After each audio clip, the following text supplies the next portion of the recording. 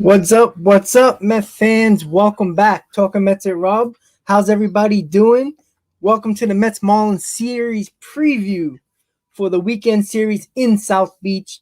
How's everybody doing? Don't forget, guys, if you're just tuning in, hit on that like button. Say what's up in the comments. If you're new to the channel, thank you for tuning in. Talking Mets at Rob. Hit on that subscribe button, everybody. So I'll be with you until 6 o'clock tonight. Let's talk about these Mets. Let's talk about the bench mob against this Marlins team. Obviously, the Mets always have problems with the Marlins. They're a pesky bunch. They're a very interesting team to face always. There was a change in the pitching matchup. It was supposed to be Jordan Holloway at first. And let's see, it should be, and they changed it. Yes, they did. It's looking like it's John Curtis now. That changed quickly. So, Santiago, what's up, buddy? Nelson, what's up? How you doing? Thank you for tuning in. So there was just a pitching change that I'm going to put up right now. Just give me 1 second. It was supposed to be Jordan Holloway against Stroman, but the Marlins changed it. I don't know if it was an injury situation or not, but Mets faced Curtis before. So, see how that goes. Alrighty. Give me a second. Sorry about that, guys. All right, guys. So there's your pitching matchup for tonight. Marcus Stroman, which is one of the last guys that's like healthy in the starting rotation for the Mets, against John Curtis. So we all know how important the big boys on this roster right now are, obviously. Jonathan, what's up, buddy? How you doing? So with all the injuries, including Alonso, and the Mets lineup hasn't popped up yet. The Marlins lineup is there. But the biggest issue right now that we are all having, we all know this, is that we need the big guys to step up more than what they are right now. And that's including the pitching rotation who's left, the bullpen, and the lineup. Now, obviously, Alonso might not be in the lineup tonight because he has this wrist issue.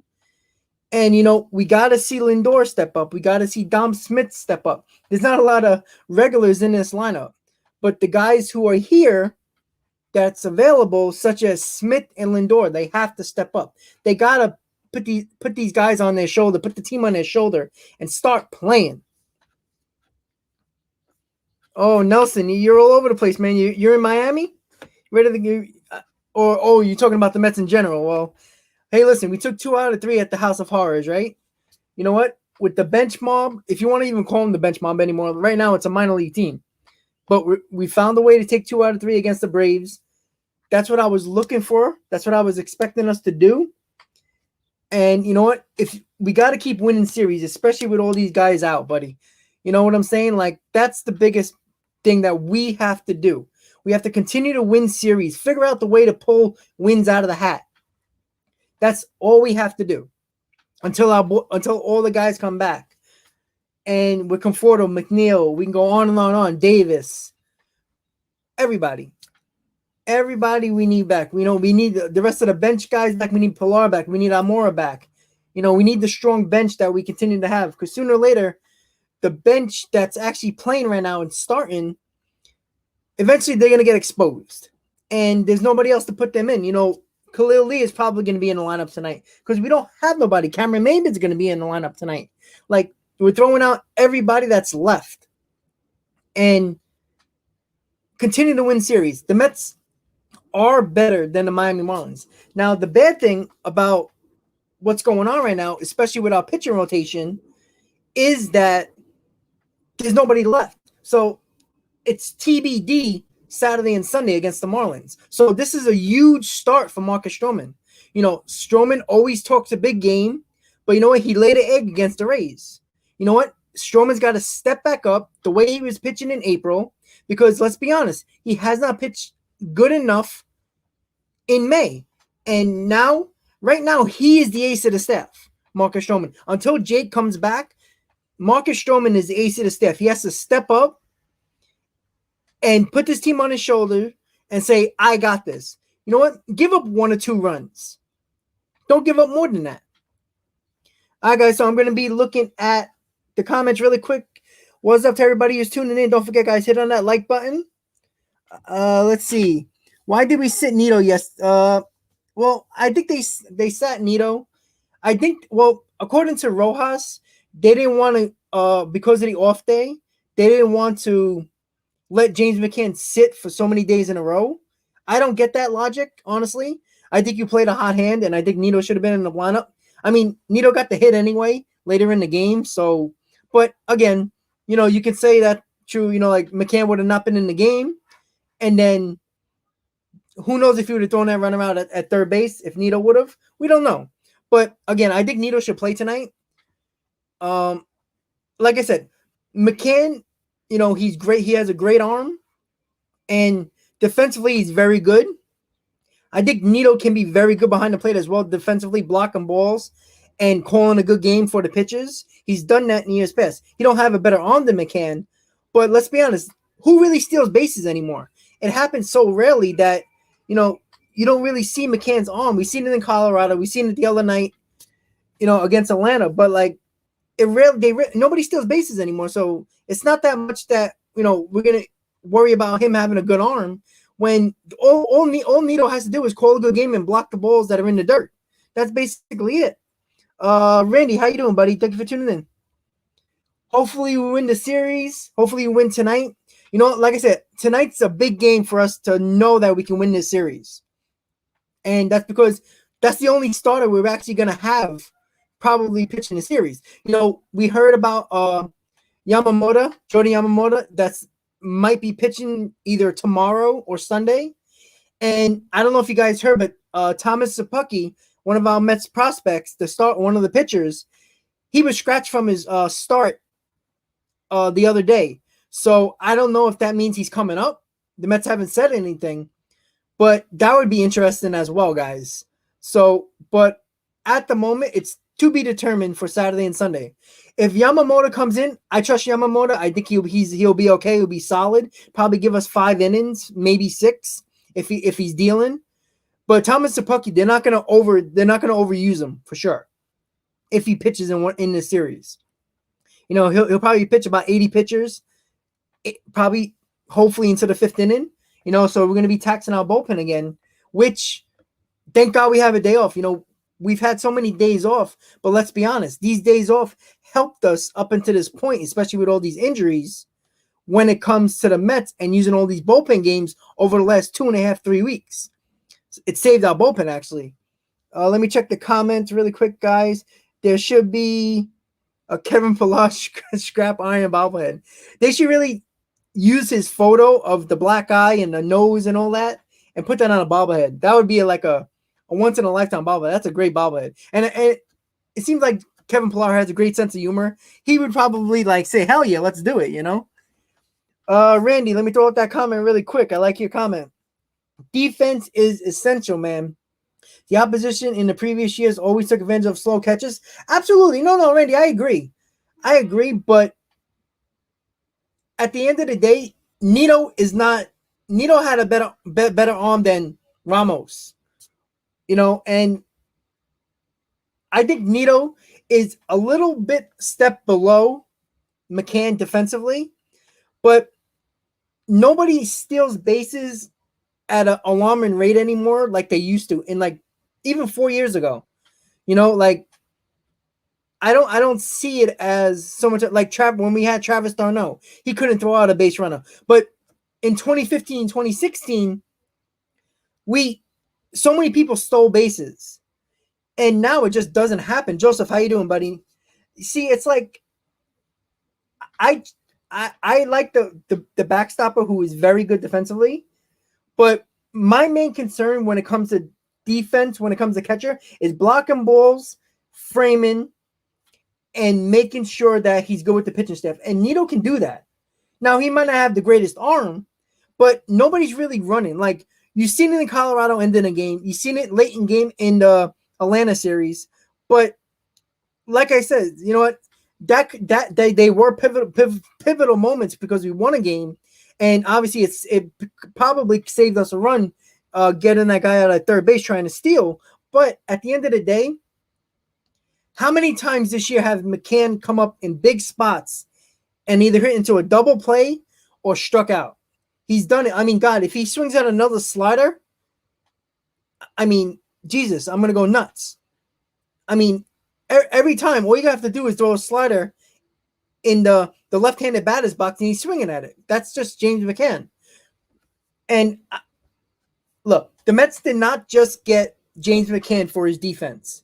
If you believe that, I'm sorry, but they were expecting him to be at least a 260 hitter with pop in his bat. And he's not hitting average, and he's not supplying any home runs except that one that he had at Citi Field. So that's a problem. And that's a lot of production that we were expecting offensively from McCann. And I said this in the offseason when we got him. I think Sandy made a huge mistake by misreading the market with Real Muto. And if he was really worried about a defensive catcher behind the plate, you could have saved a lot of money getting a very, very good defensive catcher behind the plate, probably spending about $8 to $10 million for a catcher, especially with our top prospect in Alvarez, probably going to be up in 2 years.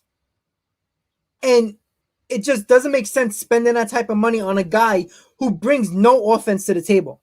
And this guy never started on a major league team. He was always the second fiddle to a guy who was ahead of him. And the reason why, he might have played 3 days a week, but he never played 5-6 days a week. And that's the biggest issue I have.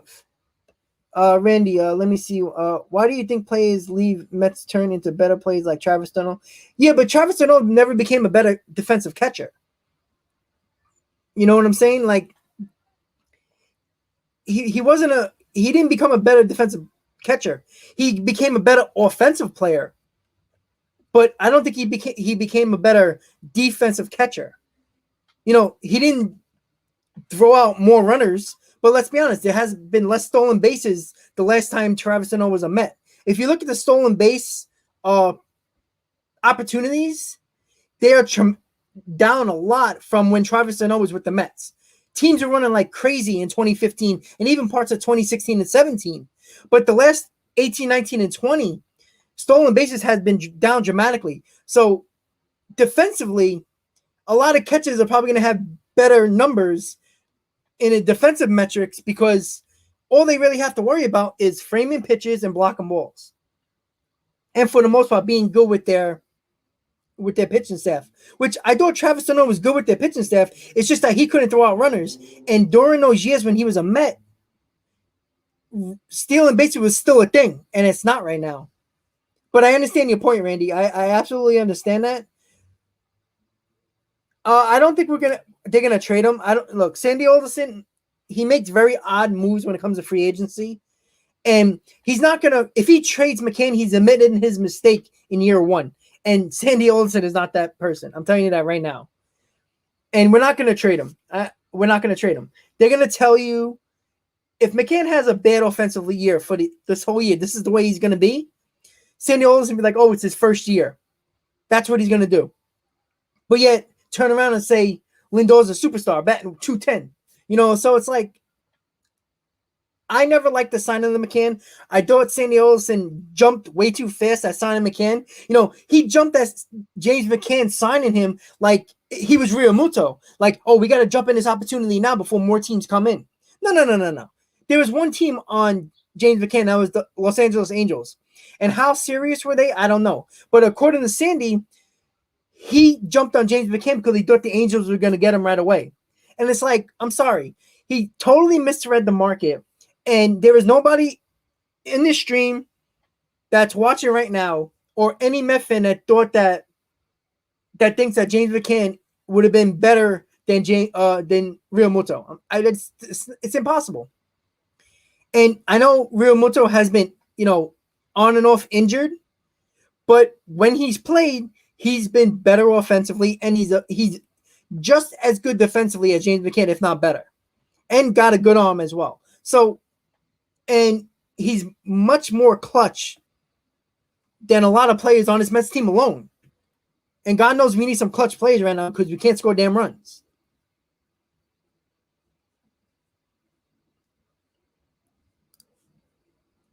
Let me check the comments really quick. He needs to fix his batting stance. He's not going to fix his batting stance. You know, Randy, he's not going to. Let me throw up that comment really quick. He's not going to fix the batting stance because if you look when he was with Detroit, before he got DFA'd by Detroit, he didn't have the same batting stance. When he got to the White Sox, they changed his batting stance, and he was better offensively after he changed to that batting stance he has now. So I don't think it's the batting stance. I just think he's getting exposed because he's playing every day. Because James McCann is not a starting catcher. It's just that obvious. When he plays 3 days a week with the White Sox, because they have Grandal, who is their starting catcher, who they give big money to, when you play 3 days a week, you don't get exposed offensively. When you play 5-6 days a week, like he's been doing with the Mets, you're going to get exposed offensively. People are going to find your weaknesses. You know what his weaknesses is? Sliders outside. That's his weakness. He can't get to that ball, and he swings at it every time. And that's the problem that I have. And, like, I was never one to say that he was going to be good offensively. I knew he was going to be good defensively, but let's be honest. We could have saved $30 million just to get a defensive catcher.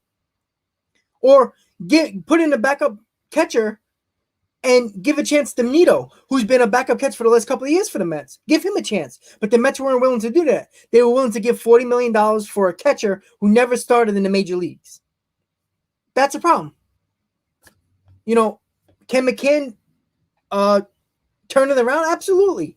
But let's be honest. He played a lot of games in 2019. But he played a lot of games because Grandal was banged up a little bit. But as soon as Grandal came back, he didn't play every day. He played a lot of games, and he did play well offensively. But he's not even provided any power. And I think that's what the Mets were expecting more of, was power. And we're not even getting that. You know, I'm not too concerned about the average because, let's be honest, who hits for average anymore? But every now and then, can he hit a home run? I mean, Jesus.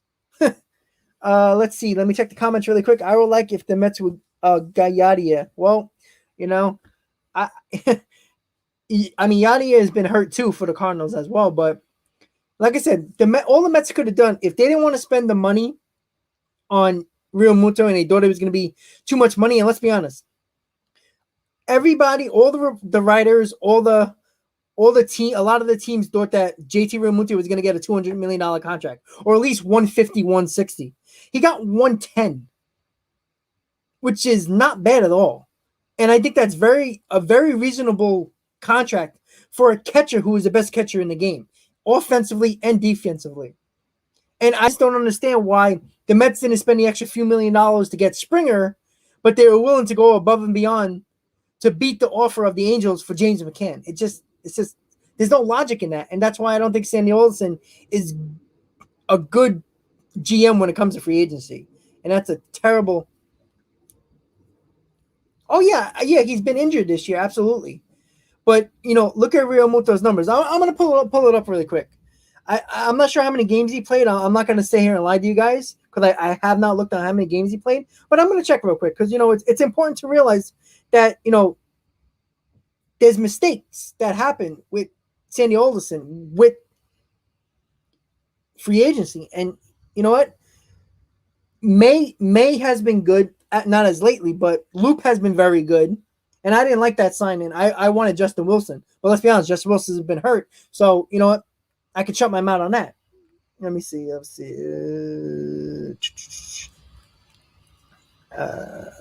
let's see. Sorry, guys. Let me just pull it up really quick. All right. Sorry, because he's on the injured list right now, so I'm just... Okay, here we go. I'm going to check the stats really quick. All right, so he's had 109 at-bats. Sorry. All right, yeah. So he had 109 at-bats. He's batting .294, 4 home runs, 17 RBIs. Now, when we look at James McCann, who obviously played more games, but still. Let me throw it up really quick. Sorry, guys. I'm rolling through. All right. Okay. James McCann has 99 at-bats, so he has less at-bats than JT Realmuto, and JT Realmuto has been injured. 99 at-bats. He's batting 202, 1 RBI, 1 home run, 8 RBIs. So Realmuto has 3 more home runs, has double more of the RBIs, and is hitting almost 90 points higher than James McCann. And he has more at-bats than James McCann. And James McCann is the starting catcher for the Mets. So what does that tell you? That already tells you that the Mets do not think that James McCann is going to be somebody who's going to be their starting catcher and probably not going to play more than 4 days a week. And that's a problem for somebody who Sandy Alderson gave $40 million for. That's a problem.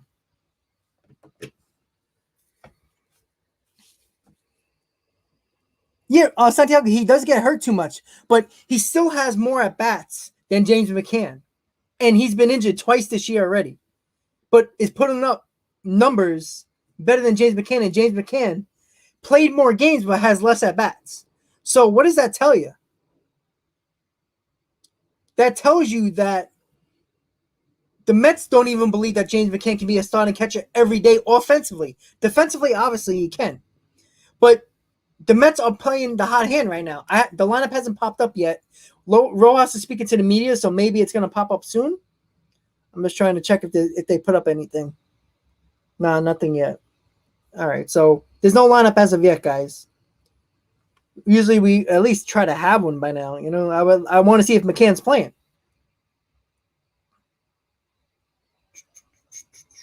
Yeah, the Mets didn't put up a lineup yet. You see, I have a feeling Nito's going to start tonight. You know, I think you have to give Nito the opportunity to continue to be hot with the bat. Don't lose that hot streak, because right now we're throwing out a minor league team. You know, we got Khalil Lee, Cameron Maybin. You know, I mean, Jesus, you know, like, you know, it's insane. No, I don't know if Alonso's playing, so that means Smith's got to play first base. So that means you got to put somebody in left field. You know, Villar's going to play third. Lindor's is going to be playing shortstop. You know, second base is going to be, I'm drawing a blank right now. It's probably going to be, I'm really drawing a blank right now. But yeah, I don't know, guys. Like, you can't keep on putting these guys in and they continue to struggle right now. Like, you just can't, especially with a depleted team that we already have.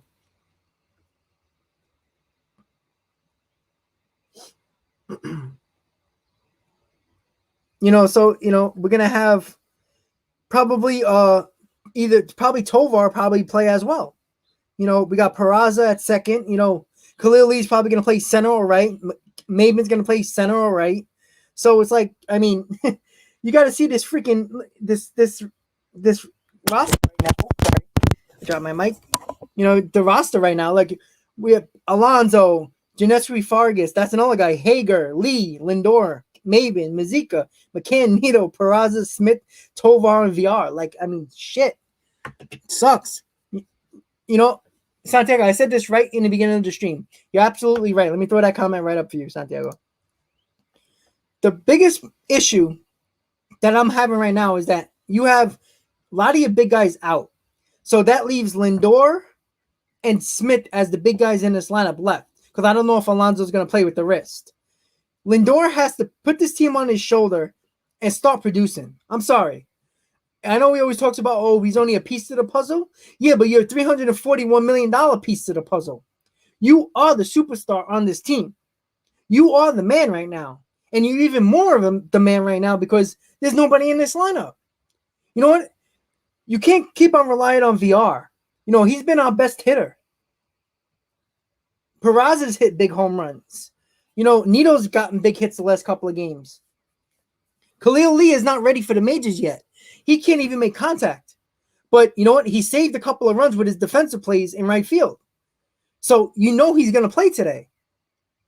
He's going to probably play right field. You're probably going to see Maybin in center, or maybe Fargas in center, and then either Maybin in left I mean, Alonso Ozani. Okay, that was the report that shit.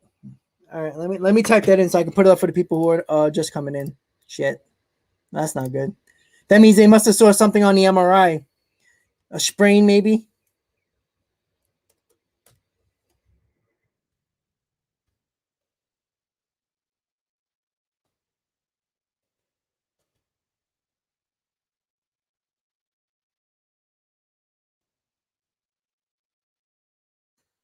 Oh boy, that's not good.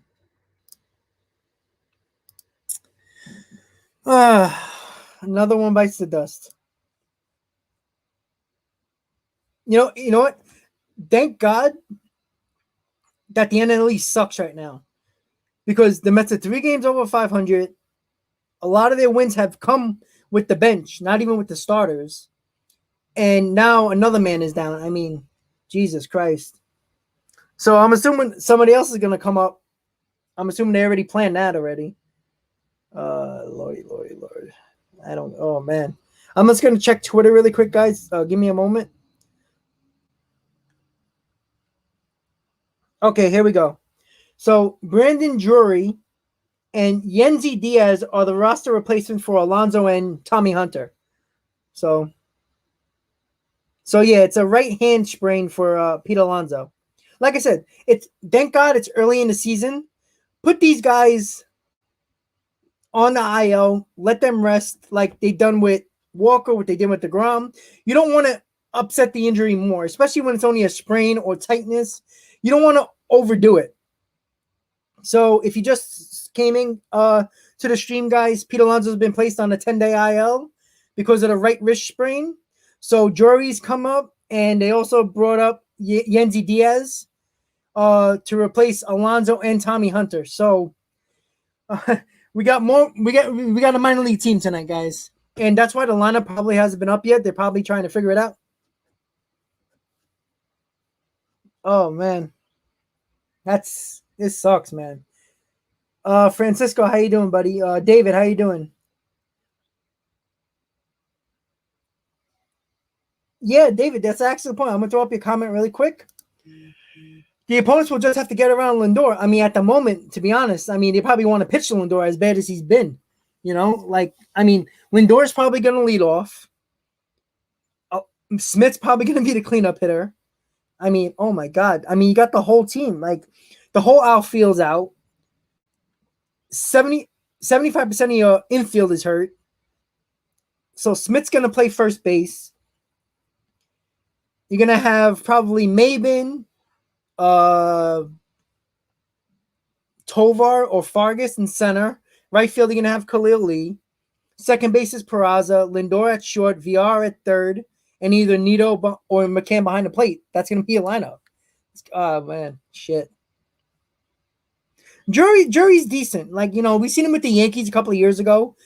I don't think he's a major, he's a big-time major league player. But, give him the spot start. He's probably going to – I wouldn't be surprised if he's in the lineup tonight.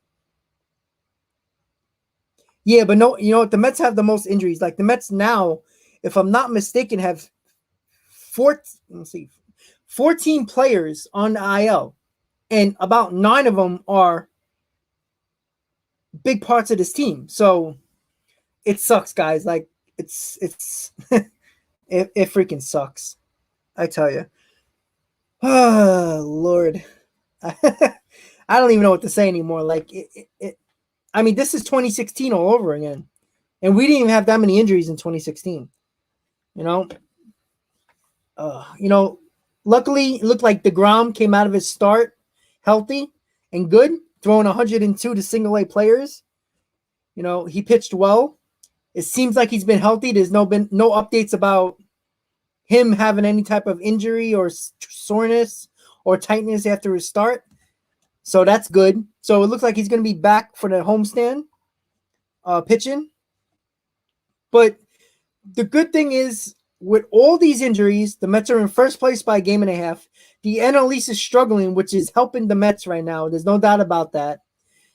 And if we're going to have injuries, I'd rather have it early in the season than August, then in late September or late August into September.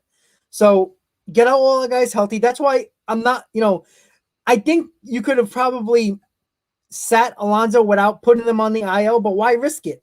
One swing of a bat, the sprain turns into a broken wrist or something like that, or diving for a ball, he rolls over his wrist and then he does something to that even more to hurt him more. So it's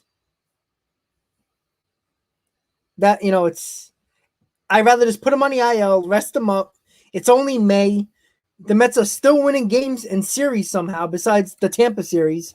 We're winning series. We were on a 7-game winning streak before we got to Tampa. And then we won 2 out of 3. So,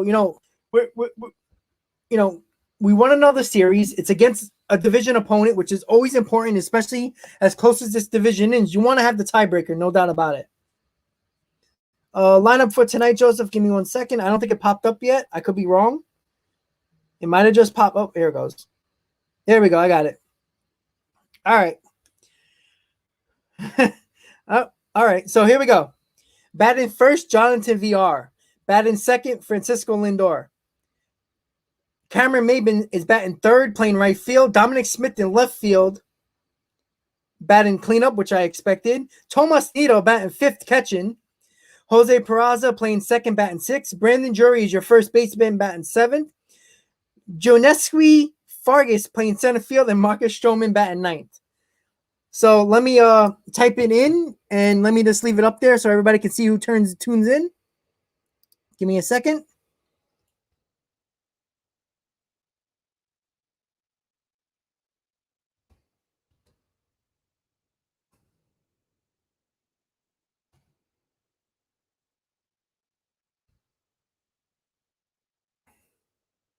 Wow, that lineup.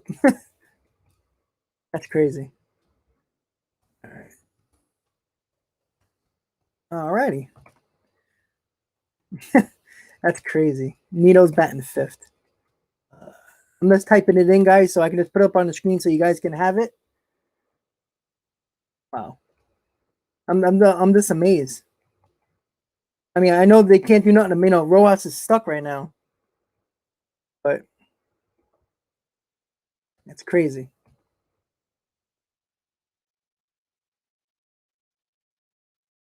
So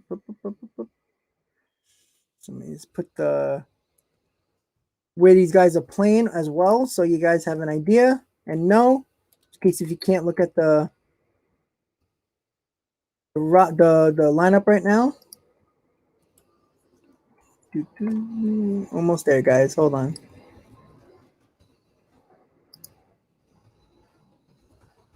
All right, there we go. Throw it up right now. All right, there. So there's your lineup. VR batting first, third base. Lindor's shortstop batting second. Cameron Maybin playing right field batting third. Dominic Smith playing left batting fourth. Tomas Nido batting fifth, catching. Peraza batting sixth, second base. Brandon Drury first base batting seventh. Fargas center field batting eighth, and then you see Stroman batting ninth. So that's your lineup. I mean, there's nothing they can do. Everybody's out. Hyundai Yang 1987. Thank you for subscribing to my channel. So yeah, guys, it's tough. I'm gonna check your comments really quick. I could imagine. Yeah, Hyundai. I tell you.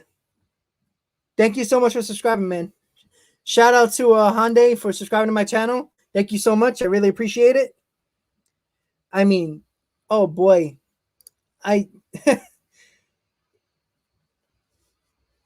It's insane. It's one of the best jerseys, absolutely. And the one I got here, the 87 one, is one of my favorites as well. The one that I have on right now. Let me just show it real quick. This one. It's one of my favorite. Even though they only wore it for 1 year, it's one of my favorite. But yeah, guys, it's, you know what? There's nothing that we can do with this lineup. RJ, they just put Pete on the IL, the 10-day IL with the sprained wrist. So RJ, they just did. So, yep, you got your wish. But like I said, there's no need to push any of these guys. It's May. The Mets are still winning series for the most part. You know what? You're still getting big hits. You're still having VR playing well. Nito's hot. Take advantage of it now. You know what? These young guys are getting at bats. You know, let's see what they can do. You know, it is what it is at this point. Luckily, you know, the Marlins have good pitching. We are facing Curtis tonight. It was supposed to be Holloway, but they changed it. I don't know if it was an injury or they decided to change it up last minute. But that's your lineup for tonight.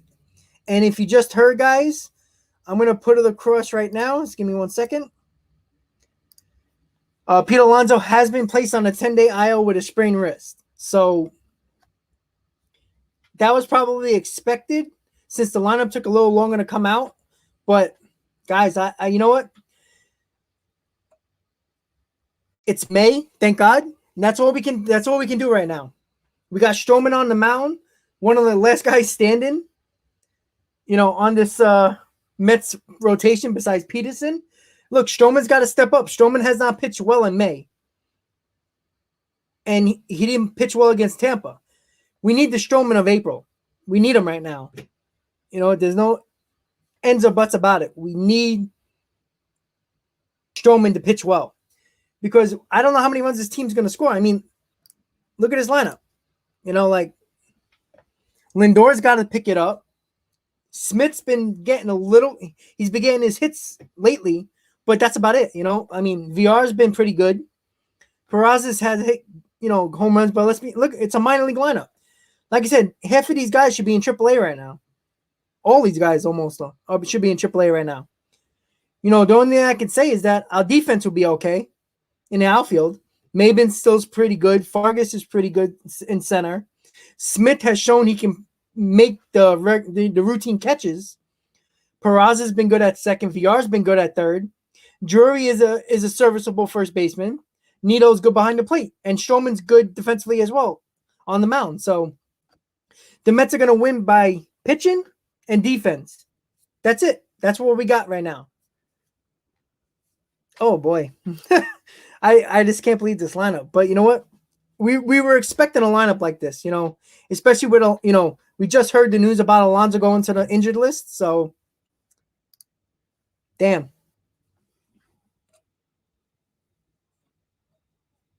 RG, you know what? I don't mind putting them on the IL only because it is only May, and it's not just a sore wrist; it's a sprained wrist, and all we need is for Alonso to dive on his wrist, trying to get a ball or swinging for the fences and injuring the wrist more, where it's going to keep him out 2-3 months instead of a week and a half.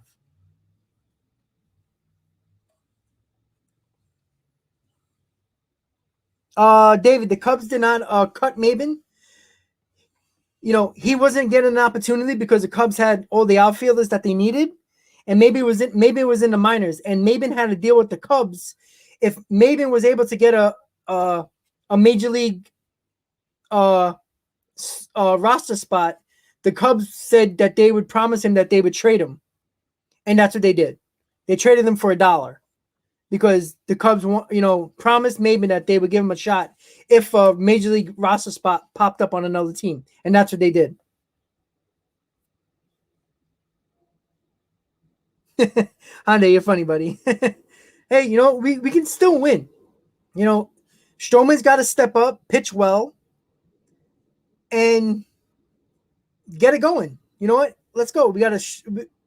We have to grind out wins. We're not going to outscore a lot of these teams right now.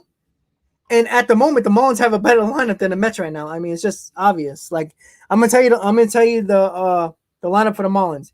You got Jazz Chisholm, Miguel Rojas, Corey Dickinson, Adam Duvall, Brian Anderson, Garrett Cooper, Sandy Leone, Magnus Sierra, and John Curtis. That's a decent lineup. You know, luckily, I mean, it's a better lineup than the Mets right now. I really like Chaz Chisholm. I think he's one of the really good young players. They got a power lineup. They hit home runs. No problem, David. Yeah, I think Jury's going to be serviceable, Santiago. I think he's going to be serviceable. You know, he could probably get a, I think he'll be fine at bat. He's played first base before. He played it with the Yankees. He played it with a lot of other teams he was with. So, you know, I'd rather have Smith at first base because how many times did he save throws by the infield yesterday or the other day in Atlanta at first base? But you know what? I see what they. I don't think Rojas wants to throw Khalil Lee out there in the out on the in the lineup because he hasn't even made contact. So and he struck out 8 times in 8 at bats. So I think he would just, you can always use Lee late in games if we have a lead. Move Smith to first base, put Lee in the outfield for defensive purposes.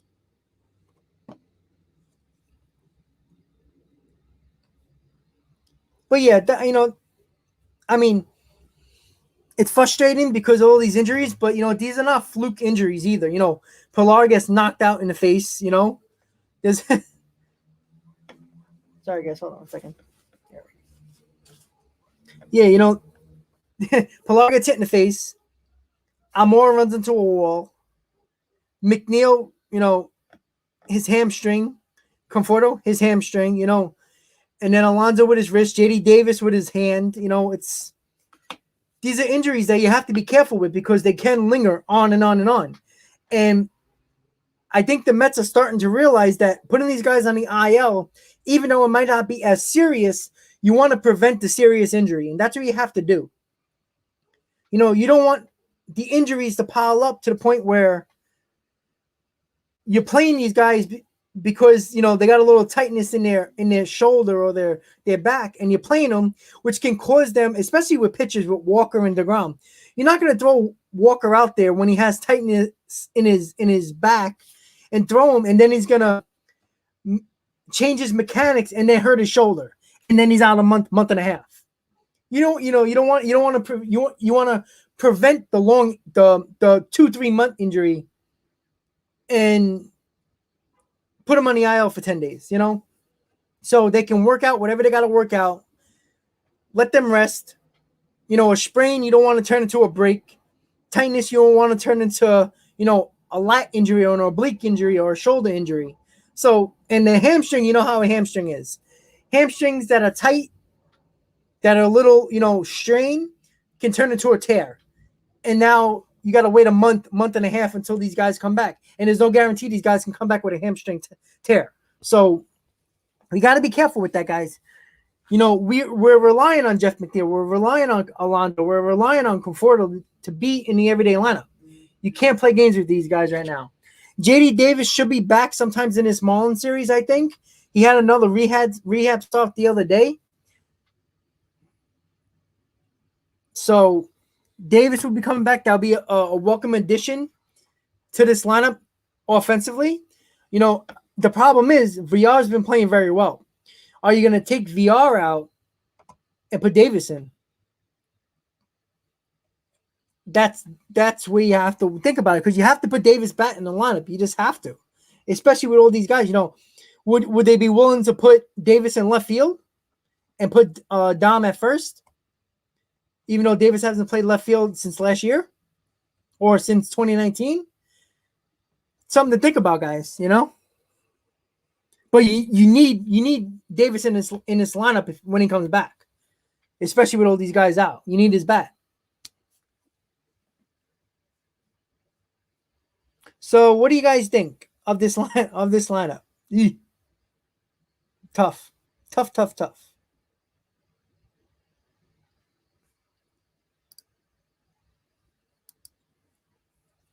So once again, guys, if you're just tuning in, Pete Alonso has been placed on the 10-day IL because of a sprained wrist. Another guy added to the injured list. That's about 14 now. That's on the injured list, and about 80% of them are the starters on his team. The Mets got to figure out ways to win. That's it. Luckily it's May. Luckily it's early in the season. Luckily the NL East is not as good. The Mets have a little bit of room when it comes to first place right now, a game and a half. The Phillies haven't been playing well. They've been struggling. The Nationals have been struggling. Everybody's been struggling. So let's get healthy now, or in by June, so we can really take advantage of the bad NL East right now. And the Mets have took advantage of this NL East right now. Because if the Braves were playing to what the Braves were supposed to be, and the Phillies, after their hot start, they haven't played well. So luckily the Mets are taking advantage of it, and they gotta take advantage of this now. We're playing a Marlins team that is not great. They do got good pitching, but right now I don't know how much run score this team is gonna have, honestly, with this lineup. Yeah, David, absolutely. It's a good point. Let me throw you up your comment real quick. Yeah, absolutely. That's the thing. McNeil was getting hot, but you know what? He got hurt, and that's what happens, And it sucks. McNeil was looking like he was starting to get hot, and then an injury happened. So, these the hamstrings are tricky. We don't know when McNeil and Conforto is going to come back, because those hamstrings can tweak up at any moment. So, give them as much time as you need, and get the guys back who are going to be coming back soon. I don't know if Almora is going to be coming back soon. We got to get JD Davis back in this lineup. Hopefully we get DeGrom back. It looking like he's going to come back probably in the first series of the homestand.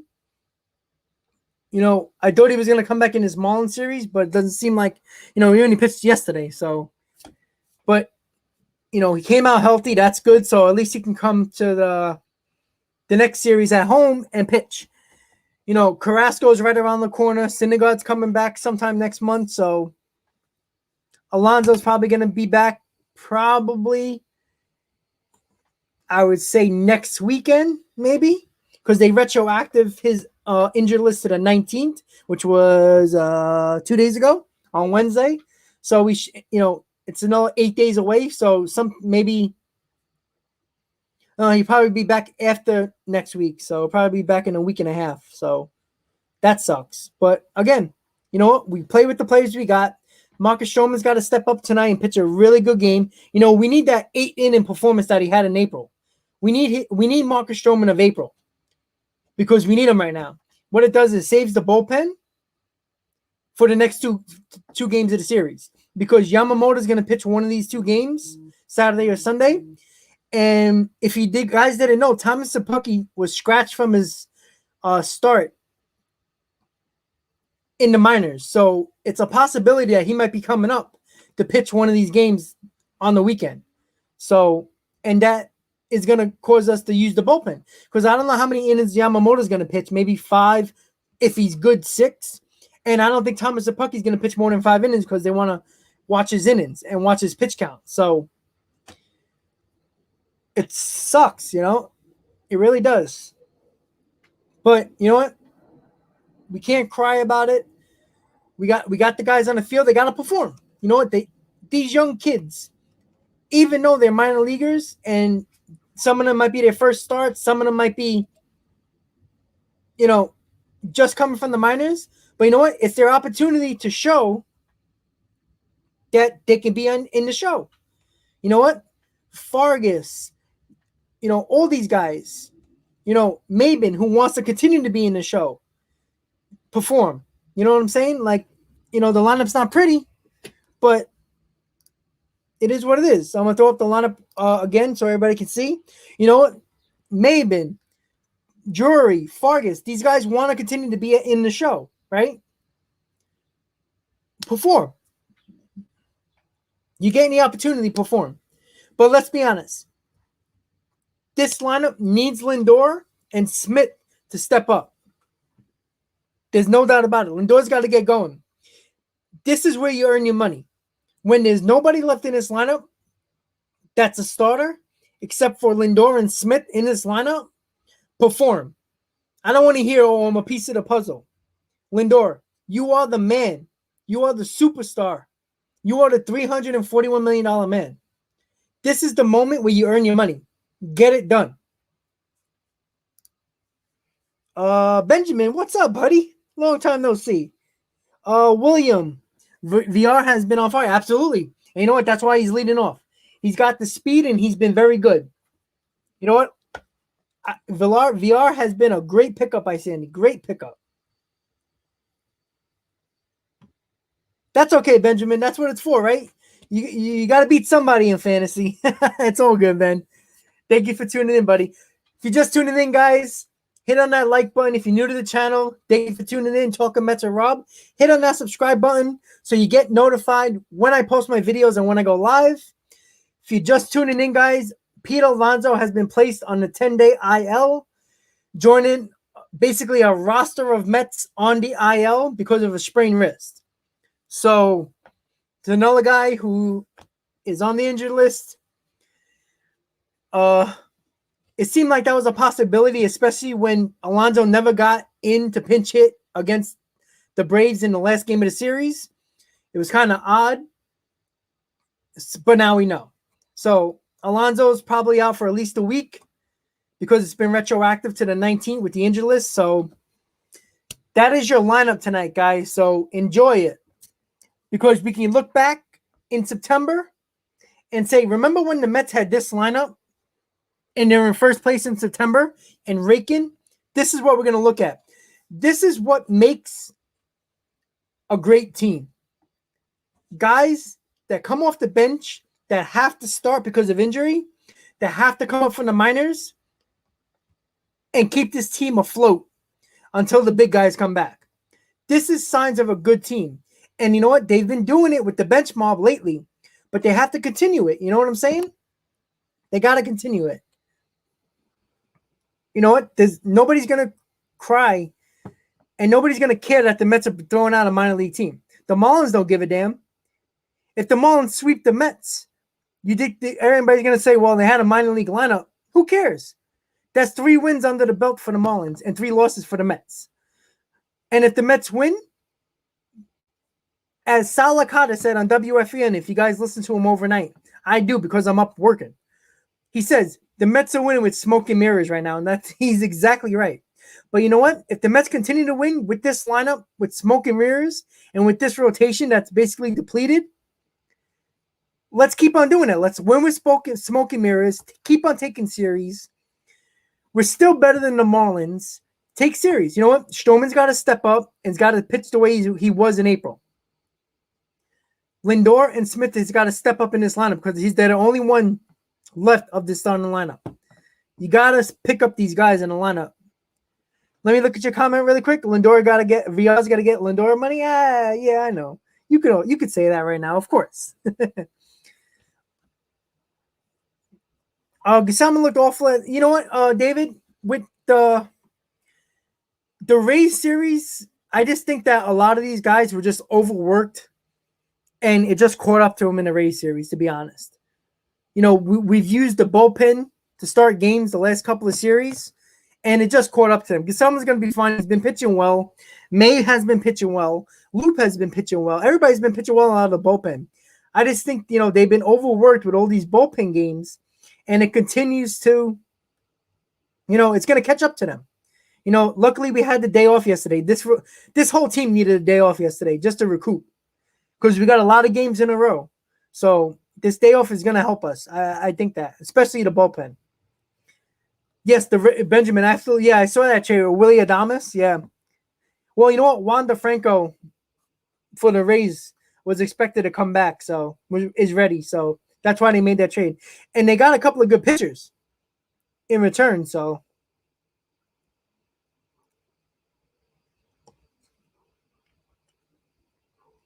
yeah, you know, but you know what, Benjamin, you know what? The Rays keep on winning. The Mets got to take a page out of the Rays book because look, Yarborough's been hurt. I know because I have him in my fantasy. Another guy that's hurt. You know, but you know what I'm saying? They got Glass now. They don't have no starting pitching. They've been using bullpen out, but you know they continue to win. They continue to streak out wins, and it's amazing.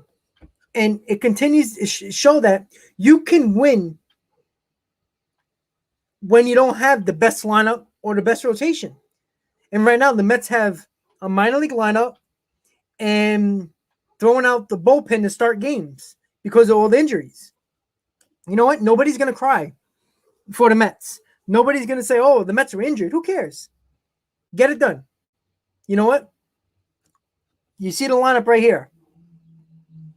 Peraza, Maben, Fargas, Drury. It's their opportunity. They're in the show. Get it done. You want to stay in the show? Get it done. Nobody's going to cry for you. Get it done. That's it. Hey, Bill, how you doing? Yeah, Bill's got a legit farm. Yeah.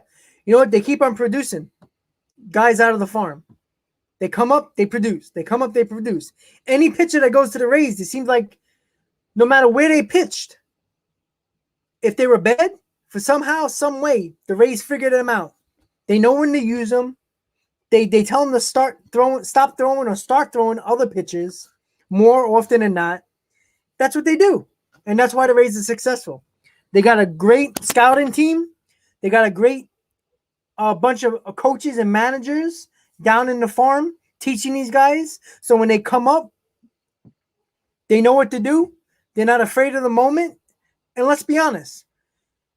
When you think of the Rays and the players that they have coming up all the time, you would think they would be shell-shocked going into Fenway, going into Yankee Stadium. They're not easy places to play, but yet they continue to beat these teams, and they continue to make the playoffs. They made the World Series. Like, they're good teams. Yeah, they are bringing up a kid from shortstop. I think it's Wander Franco. Yes, RG, I am. The 7-line Army. Yeah, I am. I'm actually going to Pittsburgh. That's their first. Finally, with the COVID rules getting, they're starting to open up a little bit. Pittsburgh is going to full capacity in July.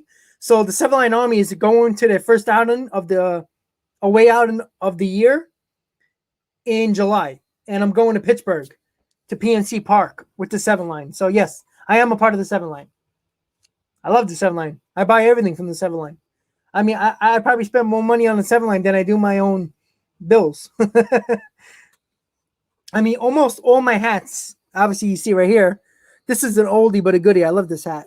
If you see it, the 7-line Army, one of the hats that I really like.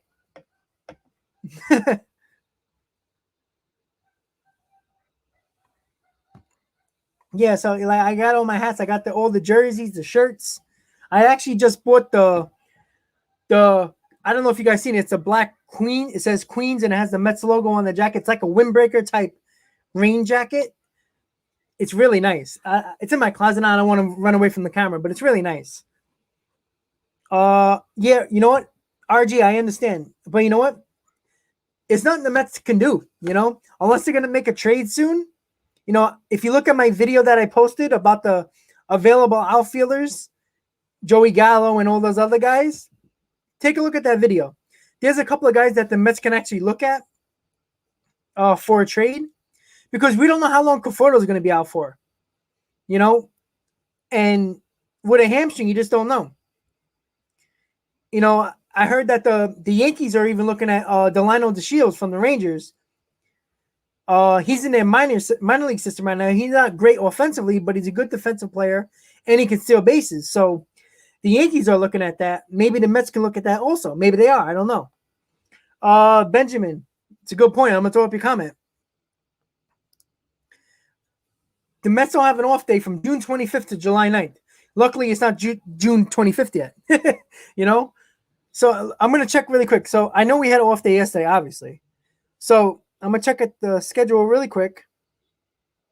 So here we go, guys. The Mets have 1, 2, 3, 4, 5, 6, 7, 8, 9, 10, 11. 12, 13, 14, 15, 16, 17 games in a row without an off day. The next off day is June 7th on Monday. And then they got another off day on June 10th. So they have 17 games in a row. No off day until June 7th. So from May 21st all the way until June 6th, the Mets have a game. That's tough. And we got the Marlins series, then we got the Rockies, then we got the Braves, then we got Arizona in Arizona. Then we go to San Diego, and then we go to Baltimore. So, you know what? We're traveling all over the place. Luckily, we got a 7-game homestand with the Rockies and the Braves. It's a lot of days. WizKid, what's up? Absolutely, WizKid. Absolutely, I will follow it. Let me know the name of your page. I'll follow it. Wiz, subscribe to my channel, please. I'll definitely follow you on your page. Absolutely. I'm gonna look at it right now. Give me the name of your Facebook page so I can look at it. If it's about the Mets, I love it. So, give a shout out to WizKid right now. His Facebook page, follow him. It's about the Mets. We always like following pages of the Mets, right? It's always fun.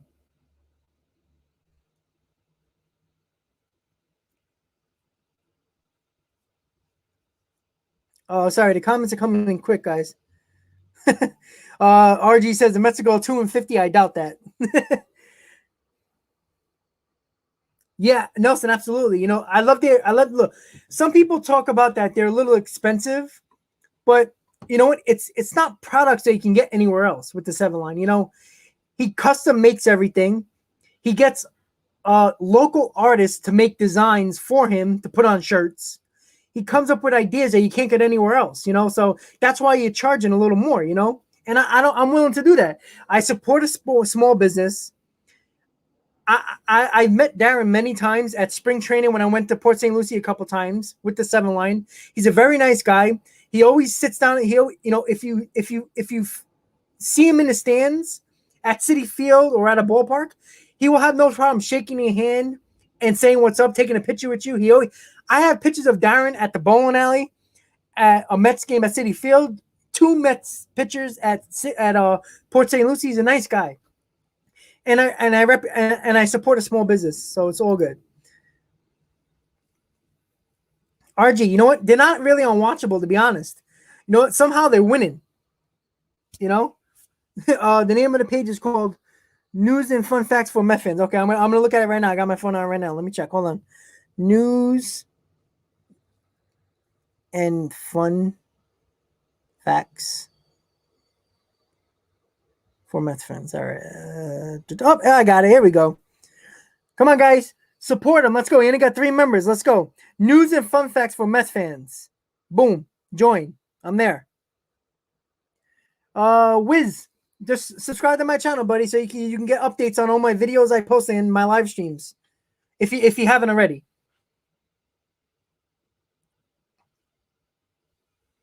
I'm already joined. There you go. If you see it right there. Good to go. RG, the reason why I'm sorry. They didn't want to put him day to day because, like I was saying earlier, if they put him day to day, now you lose a roster spot because if the MRI showed a sprain, that means he's going to continue to be on the roster. You lose a roster spot. He can't pinch hit, and he can't play the field. So you lose a roster spot already that the Mets can't afford to lose another roster spot because, honestly, you need bodies. And if Alonso's hurt and he's not, you can't put him to pinch hit, he's pointless. So you might as well put him on the IL, rest him, and let him come back by probably next Monday. It's just safer that way, you know? Thank you, Wiz. Thank you. And you're welcome. So that's the reason why, RG. You know, it sucks. Like I said, I'd rather have Alonso playing, but if he can't play with the sprained wrist, there's no point of losing a roster spot and just letting him be there. It doesn't make sense at the moment. I get your frustration, RG. I understand that. It is actually, you know what? It's worse than 2016. It's worse than 2017. Absolutely. I was at that game in 2017 when Syndergaard tore his lat muscle in Washington. I never forget that. As soon as he grabbed his side, I'm like, uh-oh. But yeah, I remember 2017. It's not good. But you know what? The difference with 2017 is that they weren't winning. They folded. This team is not folding. The guys that they brought up, the guys on the bench, and you got to remember, they didn't have a bench in 2017. They had the Eric Campbells, you know, oh God, they had those type of players. bench players who weren't supposed to be in the major leagues. The Mets got bench players. VR, PR, Almora, Peraza, all those guys. These are guys that are major leaguers. And you know what? In all honesty, VR could have been started for a team.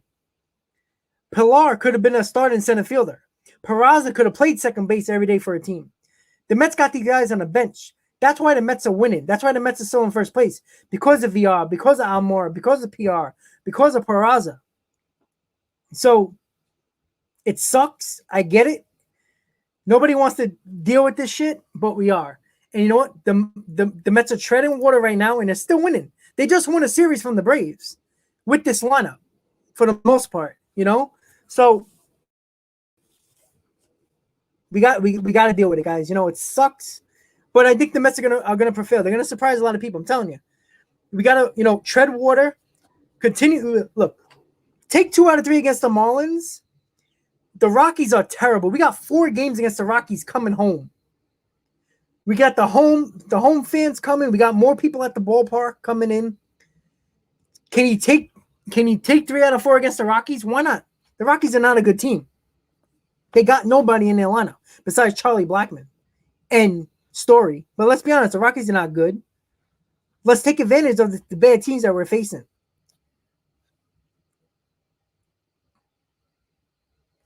Bill, I know you just tuned in not too long ago, but Yamamoto's probably coming up and pitching probably either tomorrow or Sunday. And I don't know if you heard, Bill, but Thomas Sapucki was scratched from his start in the minors, which either means he's injured or he might be coming up to the big leagues to make a spot start either Saturday or Sunday. So I think Yamamoto's going to pitch from coming up from the minors. And Thomas Sapucki might be pitching also. So I haven't heard anything yet, but I think that's what's going to happen.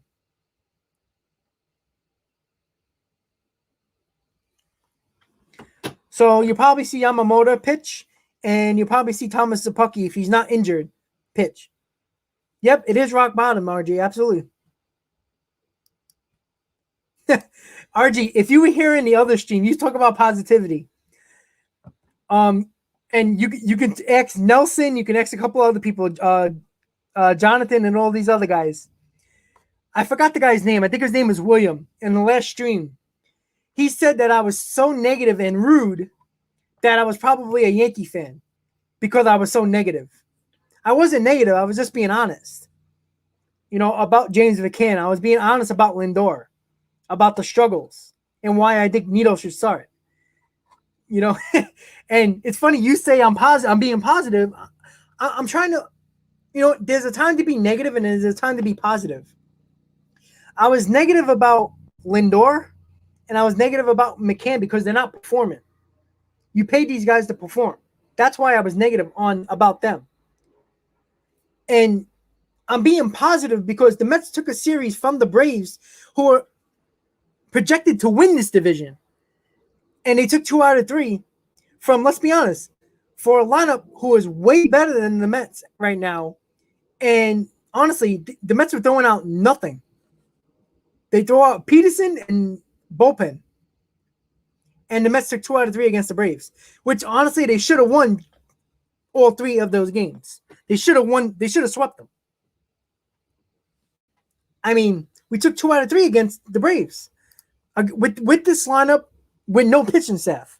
So I'm positive because the Mets are showing signs that no matter who's playing, they're going to figure out a way to win. And the biggest thing right now is to figure out ways to win with smoke and mirrors. Guys are getting an opportunity to play. They got to perform. That's it. Peraza, VR, Fargas, Maben, Drury, perform. Benjamin, I'm sorry. I was Robert Grossman would be a great piece for us. Yeah, that's not a bad idea. We got to see what Sandy does. I have a feeling Sandy's going to make a move soon for an outfielder. You guys might have watched the video or not, but check out my video that I posted a few days ago about the outfield options trade-wise that Sandy can pull off. There was 4 of them. So check out that video.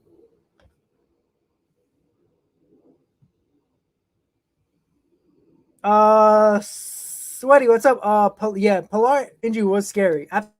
Absolutely. You know, when he first dropped to the floor, I thought he was dead. To be honest, I mean, I'm not laughing. Like I'm laughing is like that's how I was. Like I was literally like my mouth was open. Like oh shit, you know, like it was. Thank God he's okay. But you know what? Pilar's a tough SOB, man. And VR is clutch right now. And I know he's been one of our best hitters.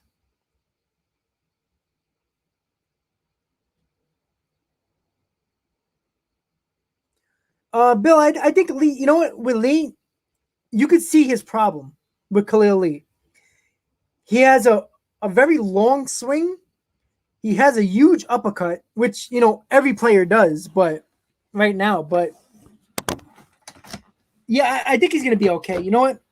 They're thinking he's going to hit for power.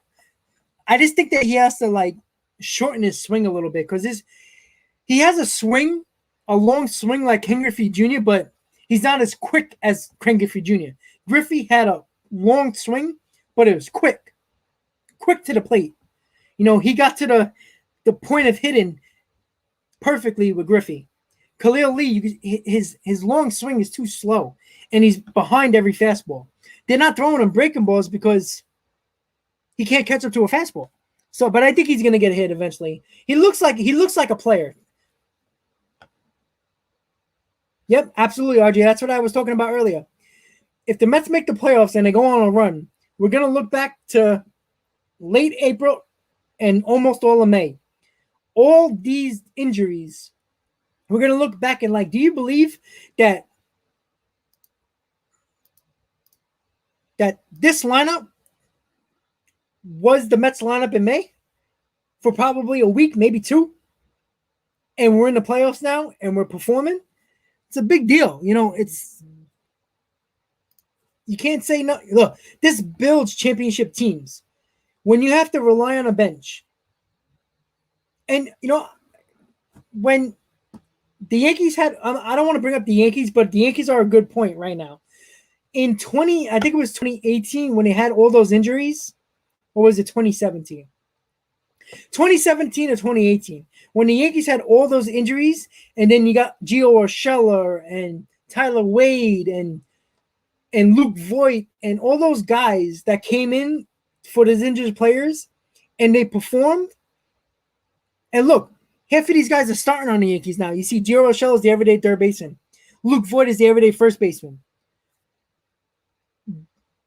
If you get players to perform that are on your bench that are starting because of injury, and they perform, and minor leaguers that you bring up and guys you trade for perform, that shows signs of a really good team.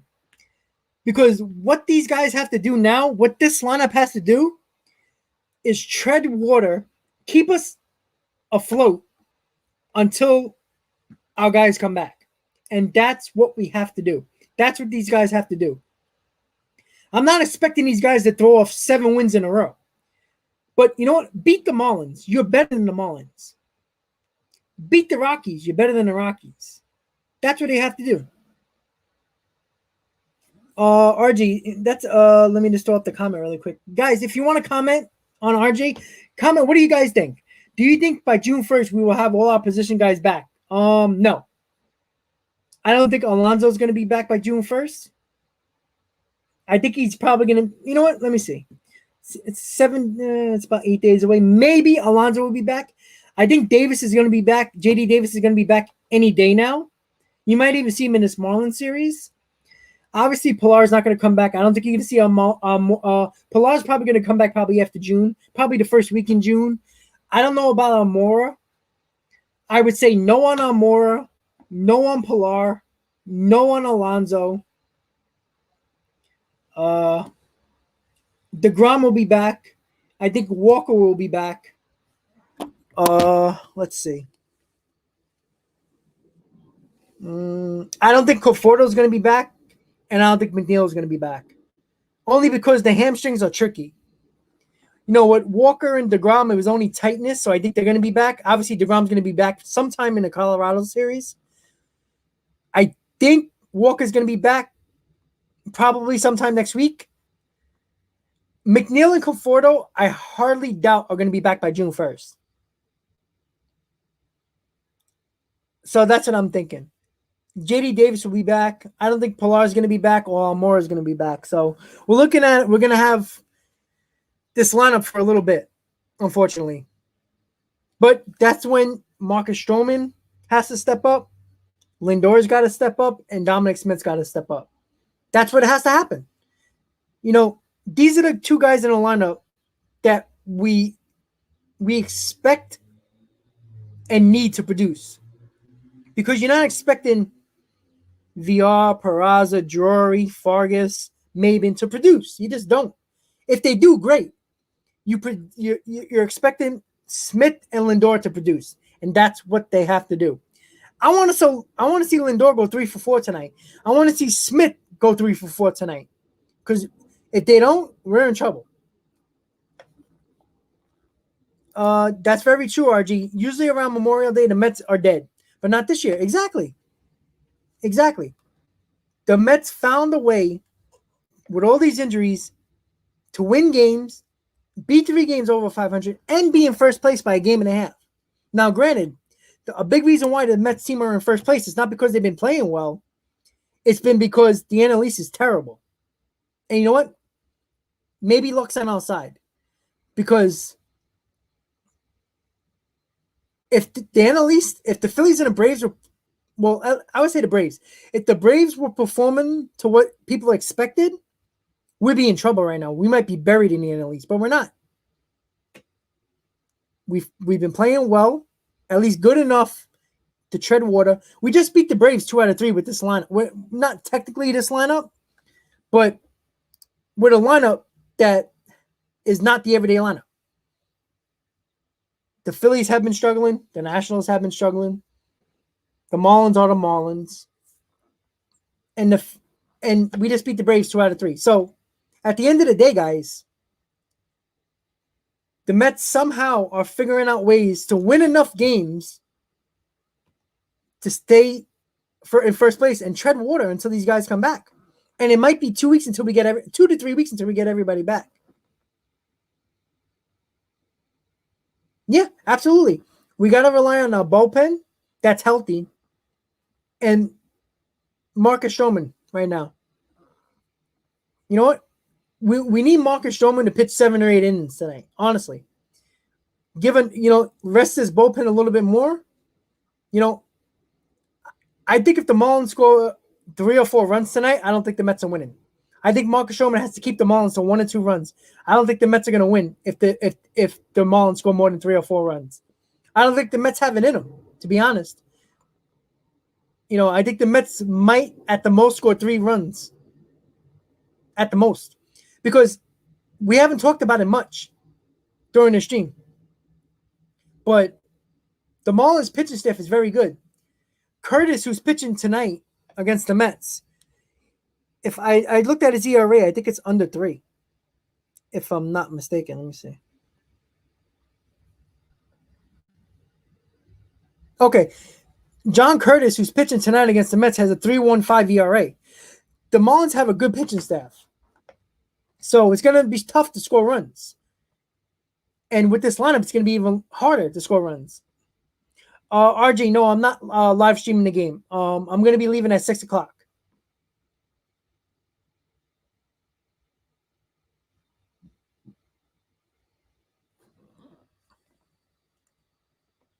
Yeah, I will be leaving at 6 o'clock. I'm not going to be live streaming the game. I'm hoping to do so on Sunday. I want to try to go live streaming the game.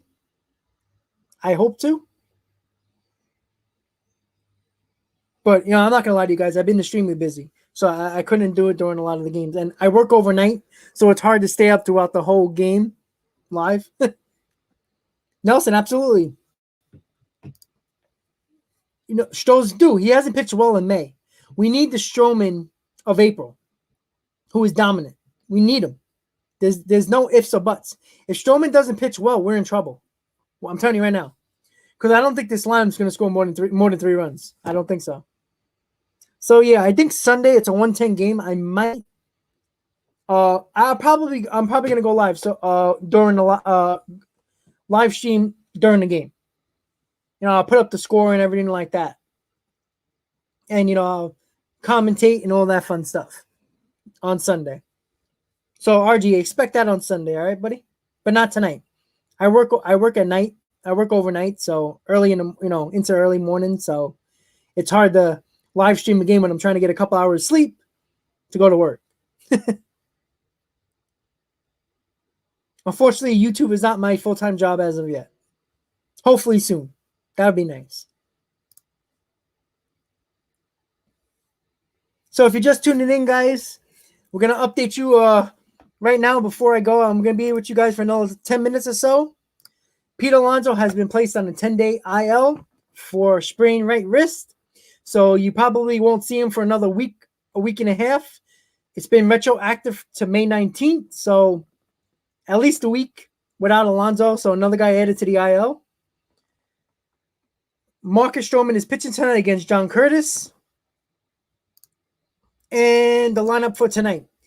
VR's batting first, playing third. Lindor's batting second, shortstop. Maben's playing right field, batting third. Dominic Smith in left field, batting fourth. Tomas Nido batting fifth, catching. Jose Peraza batting sixth, playing second base. Brandon Drury batting seventh, playing first base. Unesri Fargas batting eighth, playing center field. And Stroman's batting ninth, pitching. So that is it. That's your lineup. That is your pitching matchup. Don't forget, guys, please like on this stream. Hit that like button if you haven't already. If you haven't subscribed to my channel, please do. We got a couple of new people that subscribed to my channel. It was let's see, WizKid and Hyundai, the new subscribers to the channel. So shout them out. Thank you guys so much for supporting the channel. I really do appreciate it. Come back for more, guys. Don't forget to hit that bell so you get notified when I post my videos and when I go live. Check out my latest video that I did about the possible trade options that the Mets could possibly do for outfield help. A couple of those guys are Joey Gallo, Charlie Blackmon,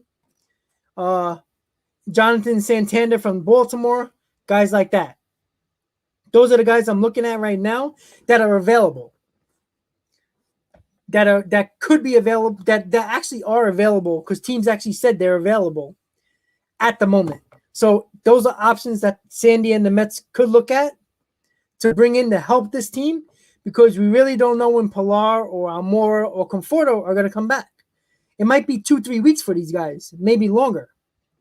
So we need outfield help and we need it quickly because nobody would be surprised if this Mets team don't perform over the next week or two with these lineup. Because let's be honest, if this Mets team in the next 10 games go 500, I take that, to be honest. If the Mets go 5-5 in the next 10, you have to be happy with this lineup and with all these injuries. 500 keeps us 3 games over 500. And let's be honest, the Phillies have to go 6 games over 500 to even be tied with the Mets for first place. So the Phillies have to overperform as well. So let's hope the Mets can be 500 in the next 10 games. That can help us, But I wouldn't expect that the Mets go on a losing streak either. Because, you can't expect greatness with a lineup like this and with the rotation struggling.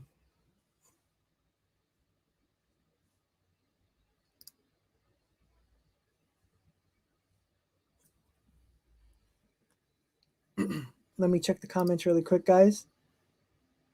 If I know Sandy, like I said, Nelson, you've been with me from day one. Sandy Alderson is very bad with free agency, but when it comes to making deals and trades, he's one of the best. So I think it was a smart move to get Maben for nothing from the Cubs because he's healthy. He can play the outfield. He can steal some bases, and he can hit a little bit. So that's a smart move. And I tell you right now, in the next day or two, I wouldn't be surprised by Monday, by the time we return home, Sandy Alderson makes a deal for an outfielder. Who that would be, I don't know. I would prefer Joey Gallo, in all honesty. I like Joey Gallo a lot. I know we don't hit for average, but who does? He hits for power, and God knows this Mets team needs power. Their slugging percentage is horrible. We're like, I think we're second to last in home runs in the league, which is terrible, when his team was supposed to be a team that hits a lot of home runs. So I wouldn't be surprised by the time the Mets return home, Sandy Alderson makes a deal for an outfielder. I wouldn't be surprised because we're okay infield-wise with Peraza and Villar for the most part. As long as nobody else gets hurt, I think we'll be okay. Yeah, in 2019, everybody was healthy for the most part. It's just that we started off so bad. We had a terrible May, and that killed us in the first half. And then, we made the trade for Marcus Stroman. We didn't trade Wheeler.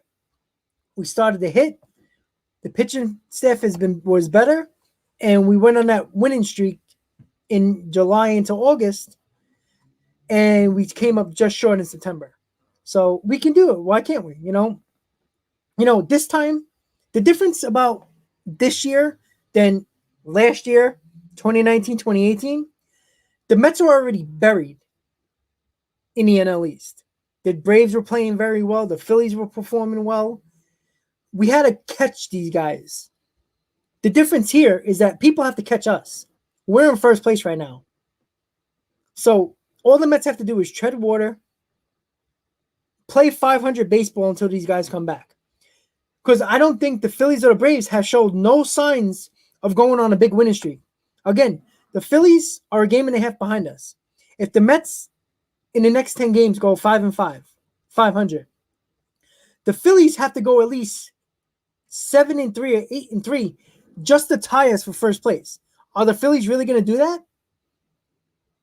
They haven't showed any signs of going on a winning streak like that. So just remember, if the Mets can go 500, the Phillies have to go at least 7-3 to tie us for first place. Because that's the only way they're going to gain a game and a half on us if we go 500. And if the Mets perform better, go 6-4, the Phillies have to go 8-2, 9-1. Obviously we don't want the Mets to go 1-10 or 1-9 in the next 10 games. Then that's a problem. But the difference is the Mets are playing from first place right now. That's a huge difference than in years past when we were playing from the bottom. When we were struggling, we were trying to catch teams, the Braves, the Nationals, the Phillies, while we were 5, 6, 7 games from first place. And we had to go 7-3, 8-2, and the Braves had to go 5-5 in 10 games or 4-6. Now we're playing from ahead. The Mets just have to tread water, guys. That's what the Mets have to do. So one more time, guys, before I go, I'm going to throw up the lineup. That is your pitching matchup for tonight. Marcus Stroman versus John Curtis. This is your lineup for tonight. Probably you'll see this the whole series because there's nobody else. VR, Lindor, Maben, Smith, Nito, Peraza, Drury, Fargas, and Stroman. And last but not least, why do you see Drury playing first base? Because Pete Alonso is placed on a 10-day IL because of the right sprained wrist. So another guy is added to the injured list.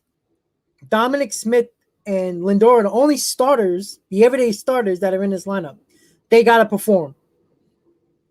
That is what they have to do. If Lindor and Smith do not perform, the Mets are probably not going to win this series. And we're going to have a huge problem scoring runs.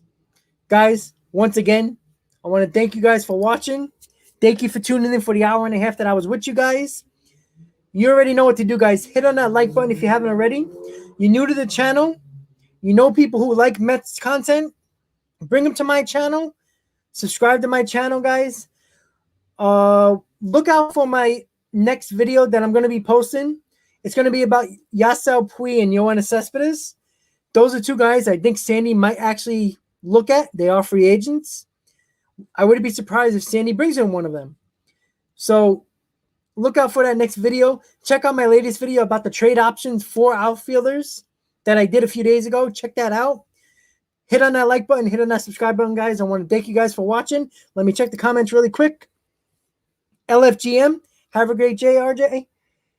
Roberto, these Miami teams are better. Get ready to start hitting and Stroman best. Absolutely. Roberto, I'm sorry for you just tuning in. I'm going to be leaving just now. Sorry about that. Roberto, please subscribe to my channel so you can check out my videos. Get notified when I go live. I'll see you guys tomorrow before the game. I will be going live again. Thank you guys for tuning in.